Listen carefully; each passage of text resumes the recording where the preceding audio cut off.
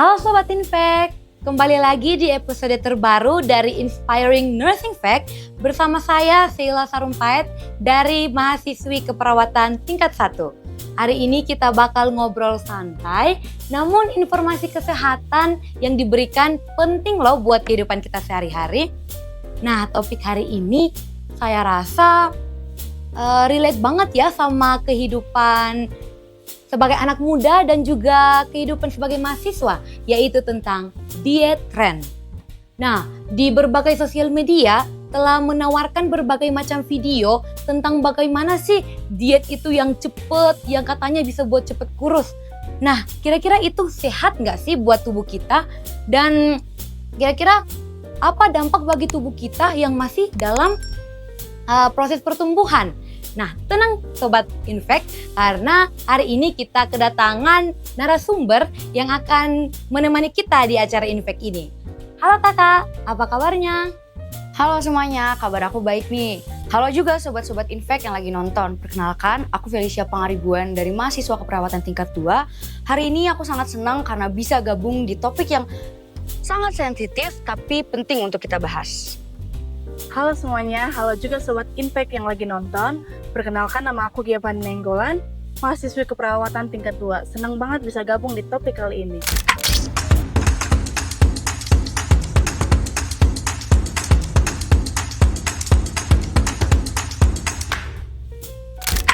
Oke, kita mulai ya kak. Sekarang nih banyak banget nih viral tentang diet-diet di luar sana yang katanya ada yang diet karbo, kemudian minum air lemon, kemudian ada juga yang diet cuma makan buah doang. Nah, kenapa ya tren diet ini berkembang sangat cepat di kalangan mahasiswa dan kenapa sih banyak mahasiswa yang gampang banget tergoda dengan diet instan? Nah, bener banget tuh. Sekarang karena banyak ya tekanan sosial, jadi banyak remaja-remaja yang pengen badannya dan tubuhnya itu tuh keren gitu, oke gitu. Nah, media sosial selalu bikin standar kecantikan yang gak pernah realistis. Contohnya kayak harus turun cepat, pinggangnya kecil, dan juga perutnya rata. Makanya banyak yang langsung ambil jalan pintas. Contohnya itu mengikuti diet tren yang viral tanpa memikirkan bagaimana efek kesehatan mereka ke depannya. Padahal menurut Kemenkes, pada tahun 2023, lebih dari 40% remaja yang menjalani diet ekstrim ini malah mengalami gangguan kesehatan seperti mual, pusing, terus juga menstruasinya nggak lancar, bahkan sampai stres loh. Menurut Kak Giovanni gimana Kak? Jadi gini, kalau dari sisi pandang aku, anak muda tuh sekarang super cepat menerima informasi. Buka TikTok, scroll sebentar, langsung lihat orang turun 10 kg cuma dalam waktu 2 minggu. Siapa yang gak tergoda kan? Masalahnya, algoritma medsos itu sering nge-push hal yang wow, bukan yang benar. Jadi orang cuma melihat hasil akhir tanpa melihat prosesnya, bahkan dari resiko itu sendiri.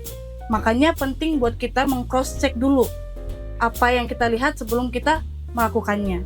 Oh, jadi gitu ya Kak? Jadi aku punya pertanyaan nih. Apa yang dimaksud dengan diet yang berkelanjutan? Nah, diet berkelanjutan itu diet yang dilakukan jangka panjang tapi tanpa menyiksa tubuh. Menurut WHO, diet sehat itu adalah pola makan seimbang yang dibarengi dengan aktivitas fisik yang teratur. Jadi bukan cuma fokus untuk menurunin berat badan, tapi untuk meningkatkan kesehatan tubuh kita juga. Atau pencernaan kita menjadi lancar, fokus kita lebih meningkat, dan juga tidur kita lebih nyenyak. Pokoknya diet sehat itu membuat hidup kita tuh berkualitas.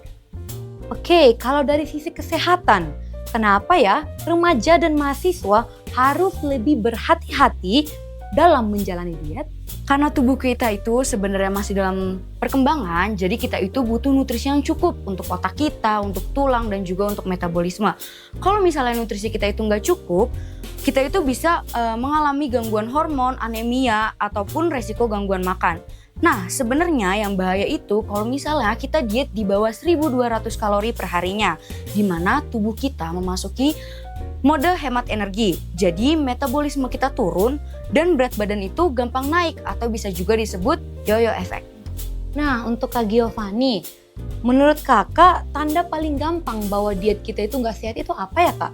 Nah, kalau menurutku menjawab pertanyaan nomor 2 ini, tanda paling gampang kalau diet kita nggak sehat itu simpelnya saat tubuh kita mulai protes. Misalnya, yang pertama, bangun tidur lemas, padahal dulu kita fit. Yang kedua itu kita gampang bad mood.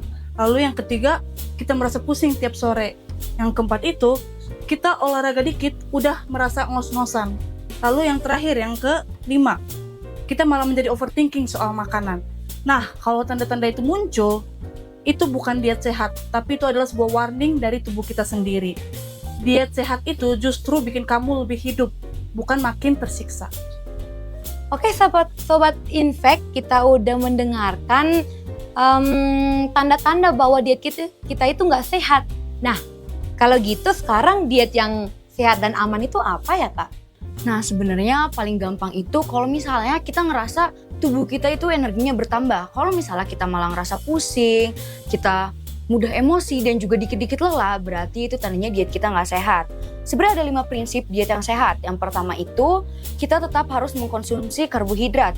Kita cukup protein dan juga cukup serat. Terus yang ketiga, minum 2 liter air per harinya.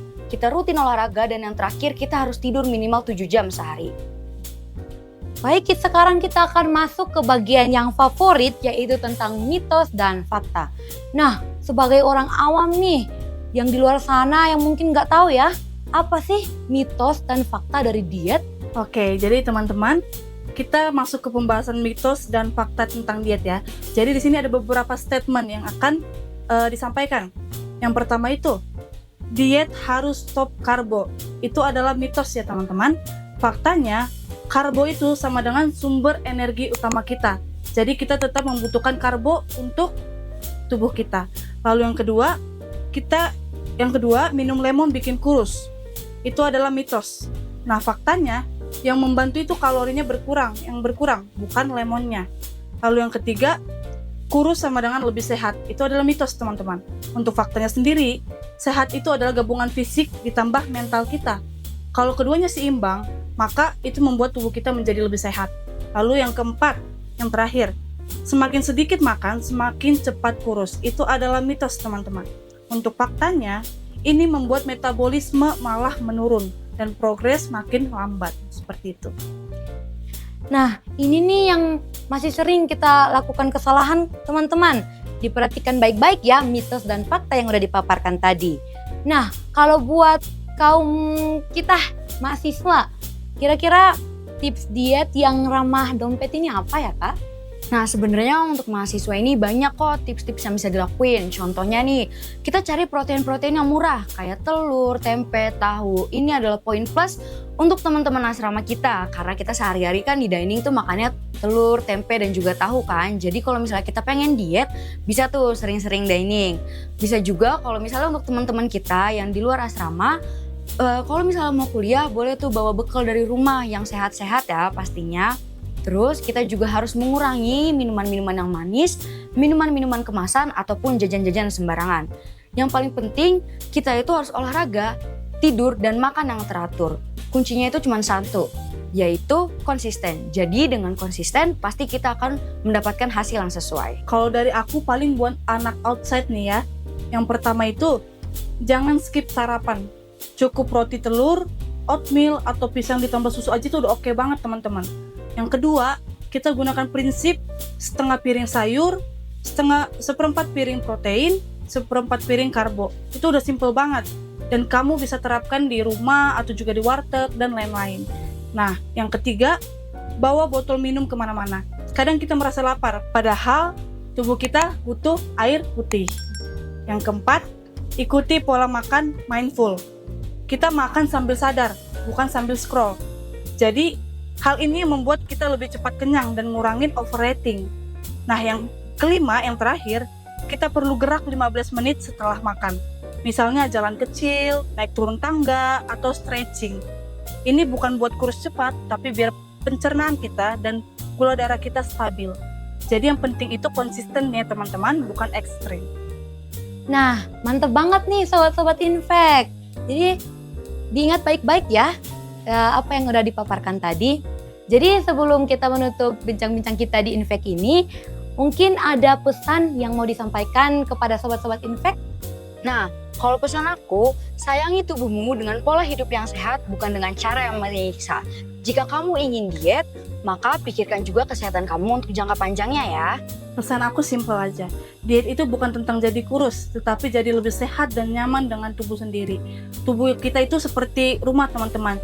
Jadi jangan pernah dirusak cuma demi mengejar standar yang berubah-ubah di internet. Pilih diet kamu yang bisa kamu jalani tanpa drama dan tanpa sengsara. Terima kasih untuk Kak Giovanni dan juga Kak Felicia yang sudah memberikan sharing yang super bermanfaat ini. Dan terima kasih juga untuk sobat-sobat Impact yang setia menemani kami. Sampai jumpa dan ketemu lagi di episode berikutnya tentang Impact, Real Talk, Real Health. Sampai jumpa!